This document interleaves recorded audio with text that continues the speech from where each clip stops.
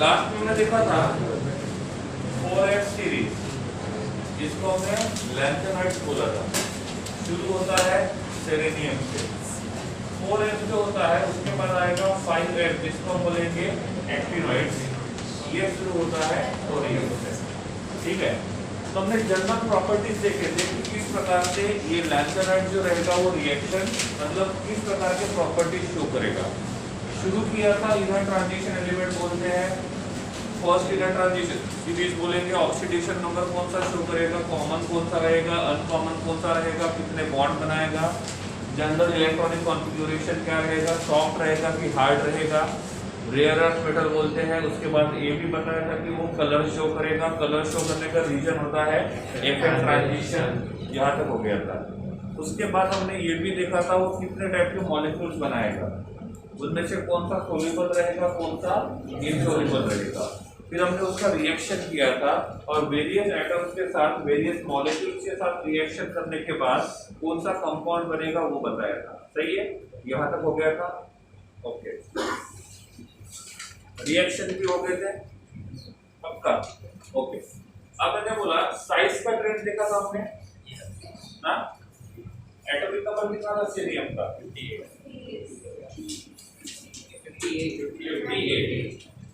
खत्म कहाँ पे हुआ था 71 पे पक्का। दूसरा ये 4F था, 5F 90 से शुरू हुआ और 103 पे खत्म हुआ था। सही है, इफ हम देखेंगे लेफ्ट टू राइट जाते हैं तो साइज कम होगा।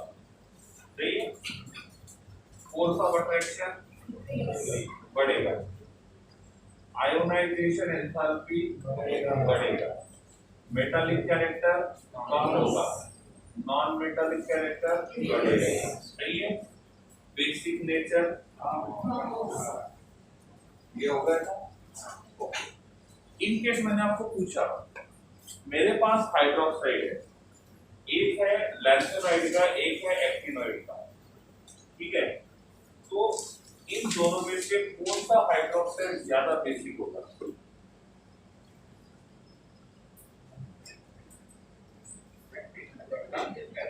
लैंथेनाइड और एक्टिनोइड में से कौन सा हाइड्रोक्साइड ज्यादा बेसिक होगा? पक्का। इसके पास शेल कितने हैं? 6 और इसके पास 7। Number of shells are 6, number of shells are 7। Number of shell बढ़ रहे कम हो रहे? तो नंबर ऑफ शेल बढ़ेंगे तो साइज, और साइज बढ़ेगा फोर्स ऑफ अट्रैक्शन, और फोर्स ऑफ अट्रैक्शन कम होगा मेटालिक कैरेक्टर, और जितना मेटालिक कैरेक्टर ज्यादा रहेगा उतना बेसिक कैरेक्टर ज्यादा रहेगा। तो इन दोनों को कंपेयर करेंगे तो इसका बेसिक कैरेक्टर ज्यादा रहेगा, इसका बेसिक कैरेक्टर कम रहेगा। ठीक है, तो जो ट्रेंड हम 4F में पढ़ते हैं वही ट्रेंड 5F में भी रहेगा। तो ट्रेंड जो रहेगा वो दोनों में सिमिलर तरीके से ही रहेगा। क्लियर है? ओके है? तो ट्रेंड ये समझ में आ रहा है ना? तो जो ट्रेंड हमने यहाँ पढ़ा था सेम ट्रेंड कहाँ पे होगा? 5F। तो 4F 5F चाहे वो फर्स्ट इनर ट्रांजिशन सीरीज रहे या सेकंड इनर ट्रांजिशन सीरीज रहे, दोनों में जो होने वाला ट्रेंड रहेगा वो कैसा रहेगा? सेम रहेगा। मिस मेटल बताया था 95% लैंथेनाइड्स रहेंगे, 5% अप्रोक्सीमेट आयरन रहेगा और वेरी ट्रेस अमाउंट रहेगा। पक्का हो गया था? ओके ठीक है, चलो नेक्स्ट लिखो।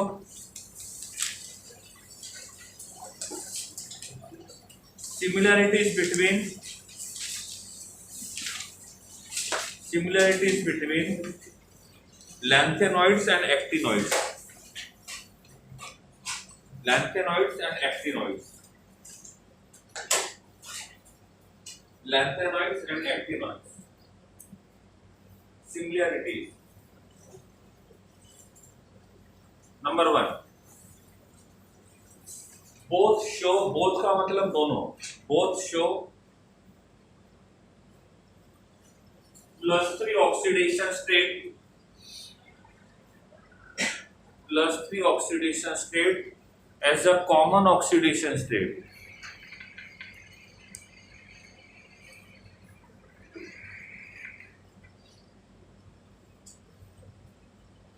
as a common oxidation state. Second, in both last electron enters in anti-penultimate shell. In both last electron enters in anti-penultimate shell.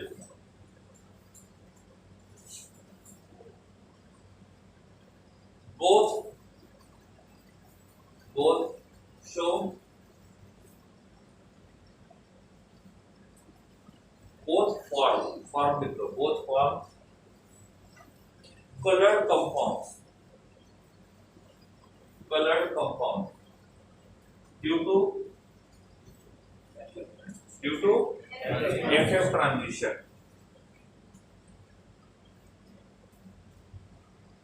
Both show paramagnetic and diamagnetic nature.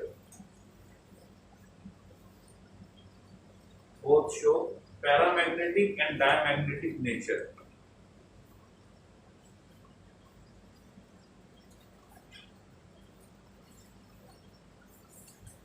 Both are electropositive and highly reactive.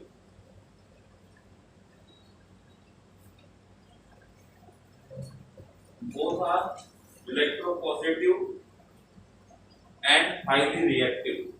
Electropositive का मतलब जो metals होते हैं वो electropositive होते हैं, electronegative होते हैं। इसलिए यहाँ पे लिखा हुआ है दे आर इलेक्ट्रोपॉजिटिव, क्योंकि सभी के सभी क्या प्रेजेंट है, मेटल्स। ठीक है, कितने पॉइंट हो गए? अब लिखो difference between lanthanoids and actinoids. Lanthanoids और एक्टिनॉइड्स में क्या डिफरेंस है वो लिखो, दो कॉलम बना लो।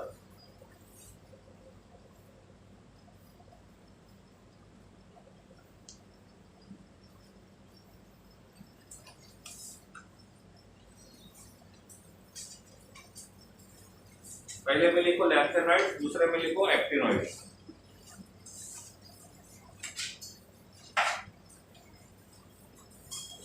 ठीक है, नंबर 1 लैंथेनॉइड्स में लिखो, लैंथेनॉइड्स शो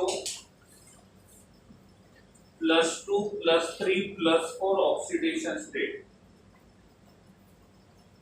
+2 +3 +4 ऑक्सीडेशन स्टेट। +3 को सर्कल करना है, इसका मतलब कॉमन। एक्टिनॉइड्स में लिखो, एक्टिनॉइड्स शो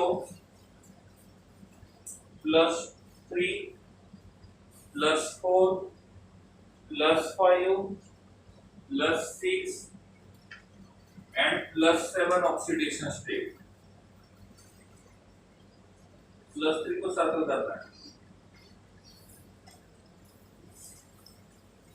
ठीक है, next point all elements are radioactive. Sorry, only promethium is radioactive. Only promethium is radioactive. Only promethium is radioactive.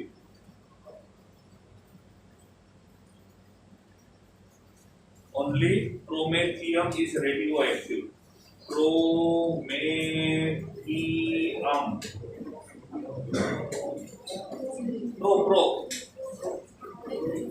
Promethium. कौन सी मेथी? Promethium.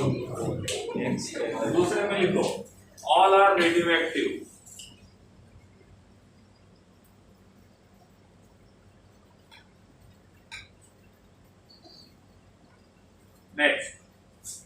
Next point, no formation of oxo ion. No formation of oxo ion. तो दूसरे में क्या लिखोगे?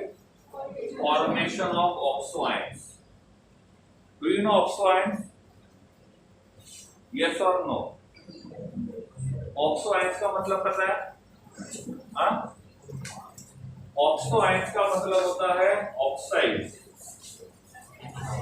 जो ionic form में रहेंगे। बताया था शायद मैंने, ऑक्साइड जो आयोनिक फॉर्म में रहेंगे उसको बोलेंगे ऑक्सो आयन। तो एक ऑक्सो आयन नहीं बनाएगा, दूसरा ऑक्सो आयन बनाएगा। नेक्स्ट, लेस बेसिक और दूसरा रहेगा मोर बेसिक हाइड्रोक्साइड में,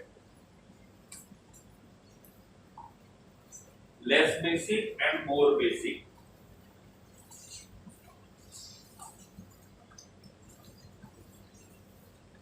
next point, less tendency of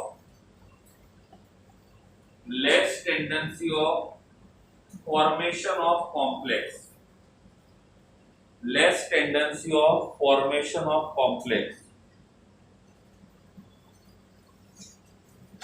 उसमें क्या आएगा, more tendency of formation of complex, more tendency of formation of complex। यहाँ पे जो कॉम्प्लेक्स की बात हो रही है वो कोऑर्डिनेशन कॉम्प्लेक्स की बात हो रही है, जो कि हमारा नेक्स्ट चैप्टर है कोऑर्डिनेशन कंपाउंड। ठीक है, टॉप मार्जिन पे लिखो, complex formation tendency, complex formation tendency is directly proportional to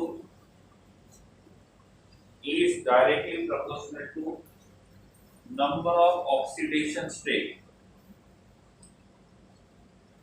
number of oxidation state। तो नंबर ऑफ ऑक्सीडेशन स्टेट जितने ज्यादा पॉसिबल रहेंगे उतना ही वो कॉम्प्लेक्स ज्यादा बनाएगा। ठीक है, ये था इन दोनों के बीच का डिफरेंस, ये था इन दोनों के बीच का डिफरेंस। कितने पॉइंट है डिफरेंस में और सिमिलरिटी में? Okay, it's enough. ठीक है, next applications of D and F block elements, application of D and F block elements।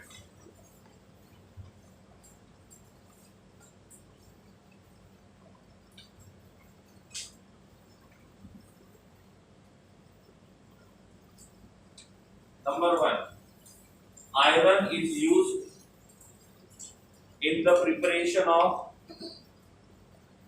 steel, iron is used in the preparation of steel। It is also used for construction purpose, it is also used for construction purpose। Next, second, TiO, titanium monoxide, is used as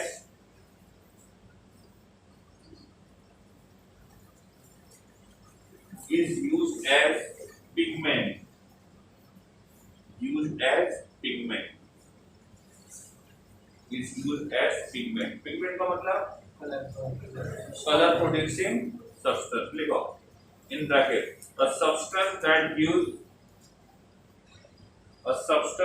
gives colors to things, a substance that gives colors to things। Next, number 3, MnO2, MnO2 is used in the preparation of dry cell, it is used in the preparation of dry cell,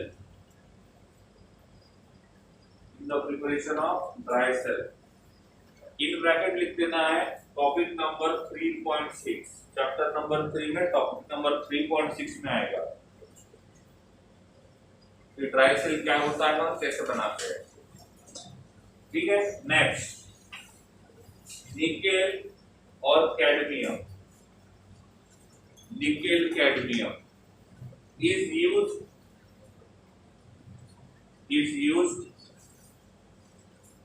in construction of nickel cadmium battery, nickel cadmium battery, nickel cadmium battery। ये भी topic 3.6 में आएगा।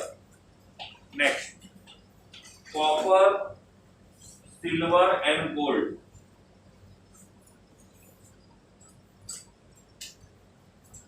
copper, silver and gold are used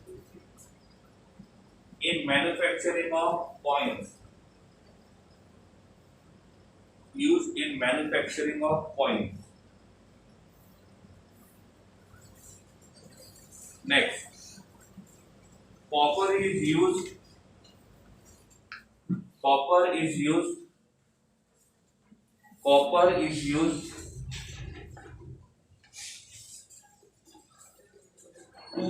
copper is used in coating of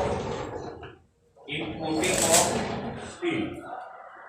Copper is used in coating of steel. Steel का coating करने के लिए copper को use करते हैं. नेक्स्ट, V2O5 कहाँ यूज करते हैं? कॉन्टैक्ट प्रोसेस में as a catalyst, as a oxidising agent. V2O5 is used in contact process for preparation of sulfuric acid.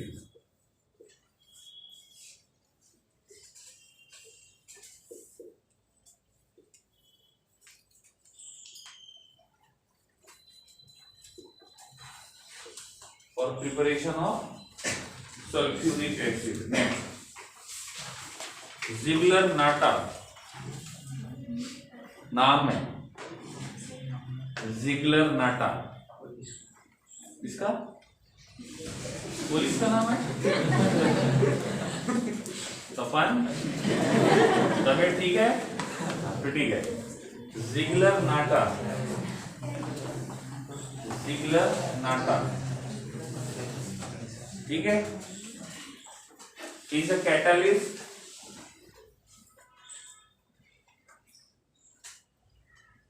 used in a polymerization of unsaturated hydrocarbon.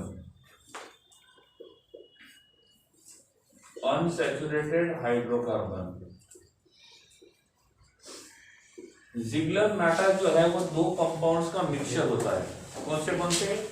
Titanium tetrachloride और aluminium trimethyl. CH3 का मतलब होता है methyl. 3 methyl है, aluminium trimethyl और titanium tetrachloride. ये Ziegler-Natta का formula है. कभी कभी इसके ऊपर क्वेश्चन पूछा जाता है, which metals are present in Ziegler-Natta. ठीक है. Next, nickel, platinum and palladium. Nickel, platinum and palladium is used in reduction of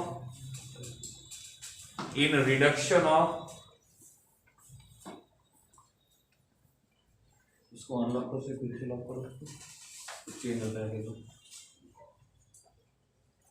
ठीक है. Nickel, platinum and palladium is used in reduction of organic compounds.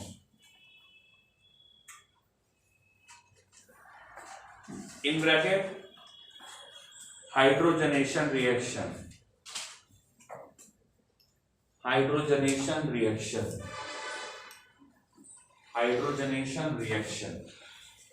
And last one, AgBr, silver bromide. AgBr, silver bromide is used in black and white photography.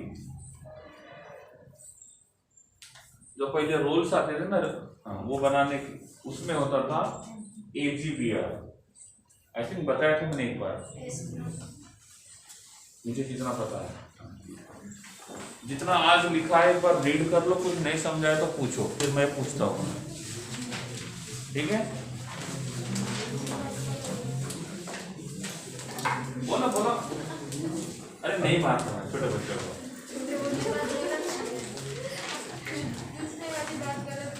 ऐसा काय बांधो नहीं, पूछेंगे नहीं, लिखने के लिए बोलेंगे बस. उसमें हो गया.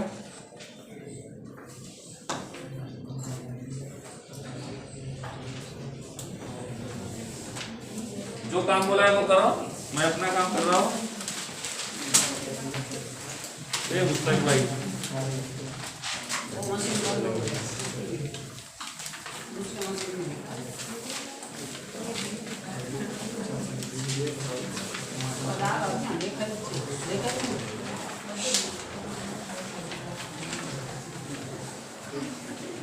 जिनको नहीं मिला खड़े हो जाओ,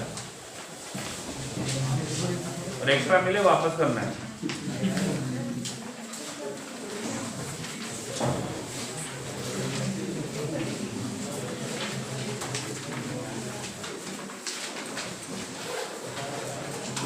अरे सबने ले लिया, उसको तो ले लो भाई।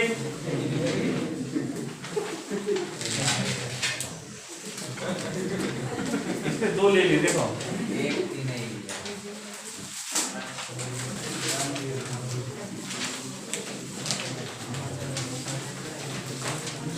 हाँ चलो 5 मिनट का समय है। जितना लिख के दिया था वो रीड करने के लिए, उसमें से कुछ नहीं समझा तो एक बार फिर से रीड कर लो, समझ में आ जाएगा।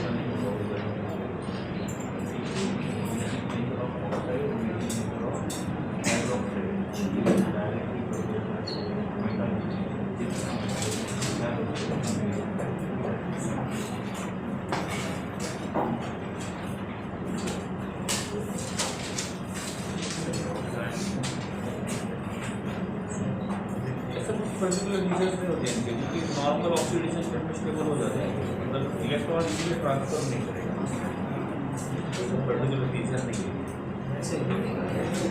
मतलब इसके ऑक्साइड मिले नहीं है, ये आयंस के लिए मिल जाता है। उसके जो ऑक्साइड मिलेंगे वो स्टेबल हो जाएगा, तो अनस्टेबल हो जाएगा, वो फिर इलेक्ट्रॉन को कम ज़्यादा करके एग्जाम्पल देता हूँ किसके, ये ऑक्साइड वाला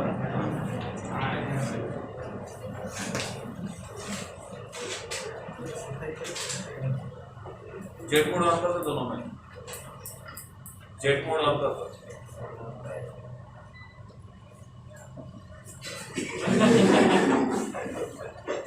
बंद मत करना, जल्दी से बोलो डाउट, मैं अपना काम शुरू करता हूँ।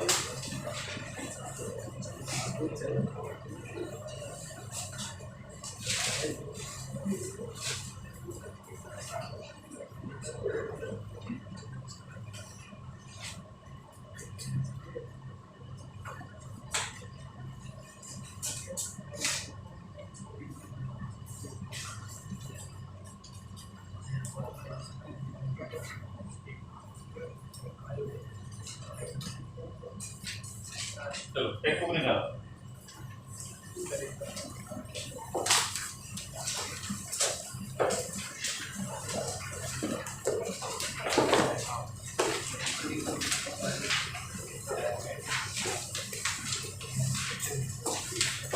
टॉपिक 3.6 निकालो, topic number 3.6।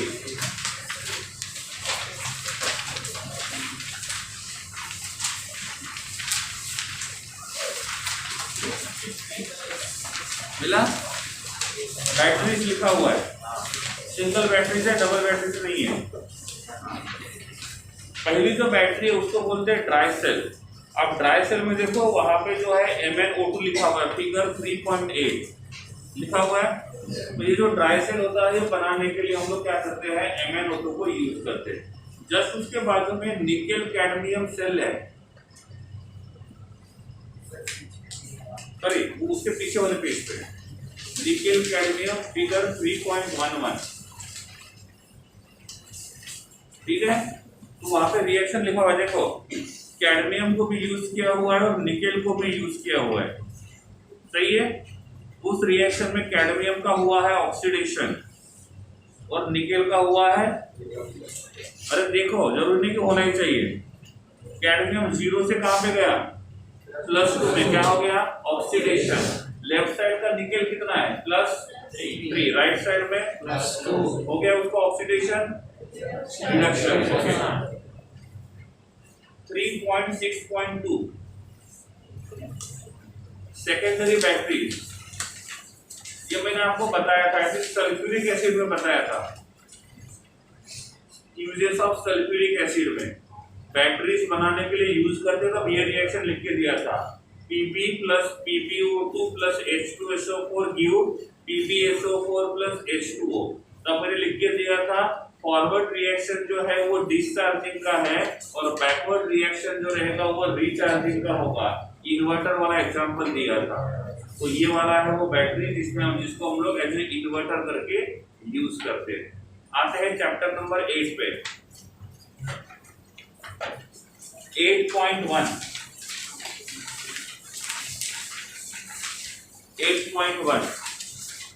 Position periodic table हो गया था, इलेक्ट्रॉनिक कॉन्फ़िगरेशन हो गया था। उसके बाद 8.3.1 फिजिकल प्रॉपर्टी, यूनिट सेल बताया था, ग्राफ बताया था मेल्टिंग पॉइंट का। 8.3.2 साइज 3D में देखा था, 4D में देखा था, 5D में देखा था। लेंथ एंड कॉन्ट्रैक्शन, एक्टिनेट कॉन्ट्रैक्शन दोनों बताए थे। फिगर 3.8 नेक्स्ट पेज के ऊपर, फिगर 3.8 ग्राफ दिया हुआ है, 3D का साइज, 4D का साइज और 5D का साइज। 3D का साइज, 4D का साइज और 5D का साइज। उसके नीचे टेबल दिया हुआ है, table 8.2 atomic number, electronic configuration, enthalpy of atomisation, ionisation enthalpy, metallic radius, ionic radius, electrode potential और डेंसिटी सभी हो गए थे। यस और नो? नेक्स्ट वाला पॉइंट है 8.3.3 ionisation enthalpy is directly proportional to force of attraction. 8.3.4 oxidation state हो गया था, नहीं हुआ था, टिक करते जाना है। ऑक्सीडेशन स्टेट का अपोजिट पेज देखो है, उसके पहले पैराग्राफ की लास्ट थर्ड लाइन, पहले पैराग्राफ की last third line, TiO2 VO2 +1 oxocation, CrO4 -2 oxocation, MnO4 -1 oxocation, sorry oxo anion, सही है। तो ऑक्सो कटायन भी हो सकता है, ऑक्सो अनायन भी हो सकता है, ठीक है। नेक्स्ट टॉपिक 3.8.5 3.8.6 चेक कर रहा था मैं। 8.3.5 8.3.6 8.3.8 तीनों के तीनों स्टैंडर्ड रिडक्शन पोटेंशियल वाले ही है, तीनों के तीनों स्टैंडर्ड रिडक्शन पोटेंशियल वाले ही है। टेबल 8.5 हैलोजन वाला है, highest oxidation number fluoride show करते हैं, क्यों उसका रीजन बताया था। नेक्स्ट वाला जो टेबल है वो ऑक्साइड का है, सही है। 8.3.9 magnetic property, paramagnetic, diamagnetic, magnetic moment, 1 unfit electron, 2 unfit electron, 1 रहेगा तो 1.73, 2 रहेगा तो 2.84, 3 अनफिट रहेंगे 3.87, 4 अनफिट इलेक्ट्रॉन रहेंगे 4.90, 5 अनफिट इलेक्ट्रॉन रहेंगे 5.92 या 93 रहेगा magnetic moment. Next 8.3.10 formation of coloured ion. कौन कलर शो करेगा? D1 से लेकर D9 वाले। वैसे ही F में भी होता है F1 से लेकर F13 वाले। सही है। D ब्लॉक एलिमेंट कलर की शो करेगा ED ट्रांजिशन, F वाले शो करेंगे 8.3.11 उसी पेज के ऊपर बॉटम में दिया हुआ है, chapter number 9 catalytic properties, chapter 5 8.3.30 chapter 1, 8.3.40 chapter 1। सही है, 1 एंड 6 दोनों। 8.4 पहला था पोटेशियम डाइक्रोमेट। यहाँ पे दो बातें बताई थी, क्रोमेट और डाइक्रोमेट। रिफॉर्मेशन होता है वो भी बताया था, कहाँ से क्या मिलेगा वो भी बताया था, प्रिपरेशन मेथड भी देखा था, कितने सिग्मा बॉन्ड रहेंगे कितने पाई बॉन्ड रहेंगे ये भी बताया था। यहाँ पे एक क्वेश्चन आ सकता है, number of P pi pi bonds कितने रहेंगे और नंबर ऑफ पी पाई कितने रहेंगे। सेकंड वाला जो मॉलिक्यूल है वो है पोटेशियम परमैंगनेट। यहाँ पे मैंने MnO4-2 बताया था, MnO4-1 भी बताया था। सही है गलत? नेक्स्ट वाला था F ब्लॉक एलिमेंट। पहला कौन सा है? Lanthanoid. Electronic configuration, atomic size और ऑक्सीडेशन स्टेट। सही है गलत? टेबल में देखो +3 वाले कॉमन है, कुछ +2 वाले हैं और कुछ +4 वाले हैं। दिखा नहीं दिखा? साइज को कंपेयर नहीं करना है, बस कौन है कौन नहीं है वो देखना है। नेक्स्ट वाले पेज पे उनका इलेक्ट्रॉनिक कॉन्फ़िगरेशन दिया हुआ है। उसके बाद जनरल प्रॉपर्टी जो मैंने 10-12 लिख के दिए थे वो सब यहाँ पे इंग्लिश में लिखे हुए हैं। राइट साइड के पेज के ऊपर देख सकते हो रिएक्शन, ऑक्सीजन के साथ, हाइड्रोजन के साथ, हैलोजन के साथ, वाटर के साथ, नाइट्रोजन के साथ, सल्फर के साथ। सही है गलत? उसके बाद एक्टिनॉइड, जो ट्रेंड लैंथेनॉइड में था वही एक्टिनॉइड में था, इसलिए एक्टिनॉइड ज्यादा डीप में नहीं बताया। 8.7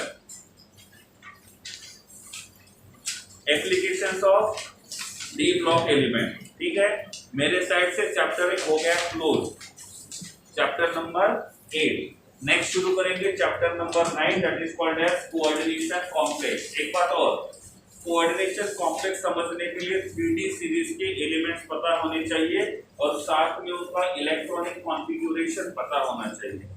क्लियर? चैप्टर नंबर 8 को हम यहीं पे खत्म करते हैं। नेक्स्ट क्लास में चैप्टर नंबर 9 को शुरू करना है या आपको सामने बुलाना है, वो डिपेंड करता है मेरे ऊपर। ठीक है, कल हॉलीडे है, ऑनलाइन वालों के लिए नहीं, ऑफलाइन वालों के लिए बोल देता हूँ, तो उनको लगेगा कि छुट्टी है, कोई देखता तो है नहीं शायद। ठीक है, ओके। तो कल हॉलीडे है तो अच्छे से टाइम पे यूटिलाइज करना है और नेक्स्ट लेक्चर के लिए प्रिपेयर होना है। ठीक है, थैंक यू।